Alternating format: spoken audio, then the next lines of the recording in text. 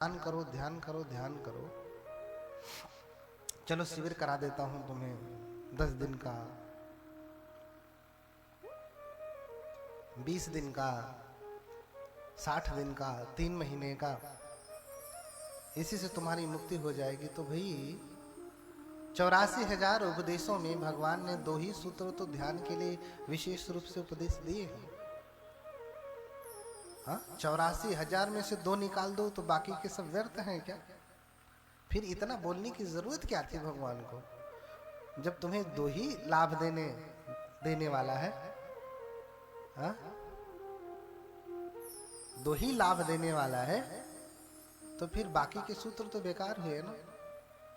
नहीं, लोग भ्रम से ऐसा समझ लेते हैं, भ्रम से ऐसा समझ लेते हैं, क्योंकि इसको सुनने से पुण्य है, धारण करने से महापुण्य है। इसलिए इतने सारे उपदेश भगवान ने समय समय पे दिए हैं।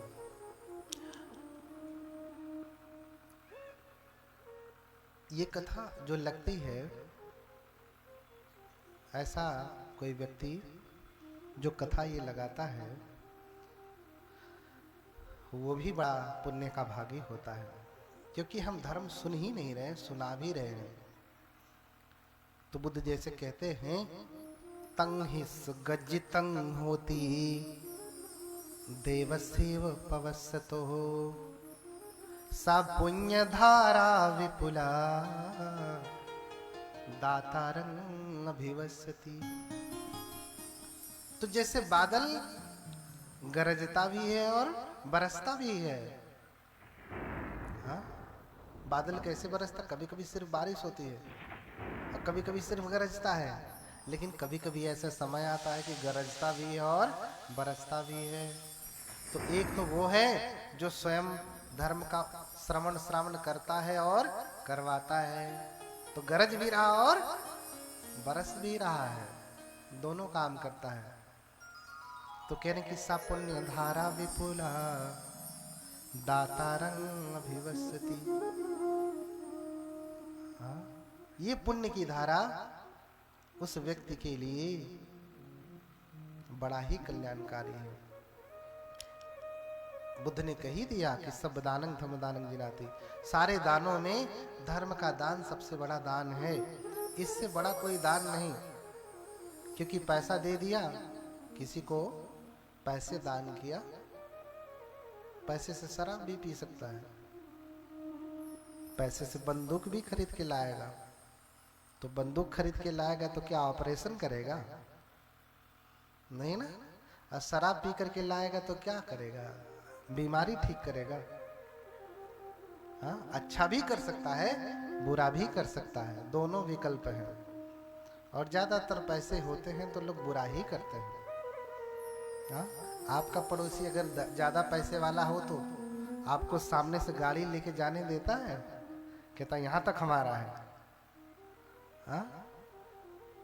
तो ज्यादा हो जाने से ज्यादातर व्यक्ति बुरा ही करता है।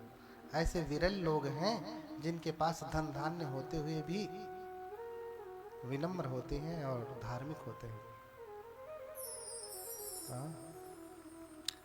तो सब कुछ इस कथा के श्रवण से प्राप्त होती है, इसलिए इस कथा को आप ध्यान से सुने। मैं ज्यादा विस्तार में न जाते हुए अब प्रारंभ करूंगा, क्योंकि कल का एक दिन जा चुका है। आज को छोड़ करके मात्र 3 दिन और बचे हैं। बहुत सारी बातों की चर्चा करनी है। बस इतना समझें कि इसी से सारी संपत्ति प्राप्त होने वाली है, अन्य से भी प्राप्त होती है, लेकिन मूल यही है धर्म का श्रवण करना, धर्म का श्रवण करना। इसके आगे और कोई विकल्प नहीं है।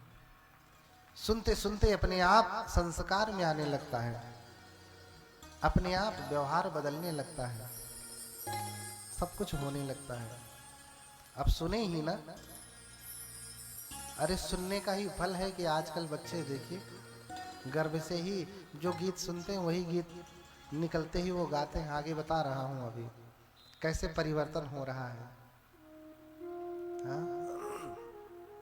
तो जिनकी आप ये मूर्ति देख रहे हैं, ये भगवान गौतम बुद्ध हैं।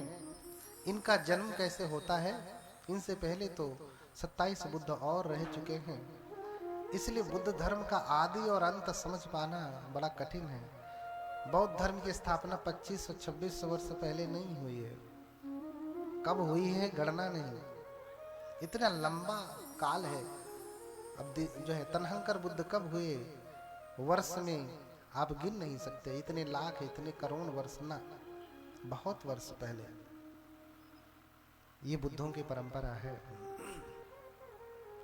तो कपे सत्सहसे च चतुरो च असंख्ये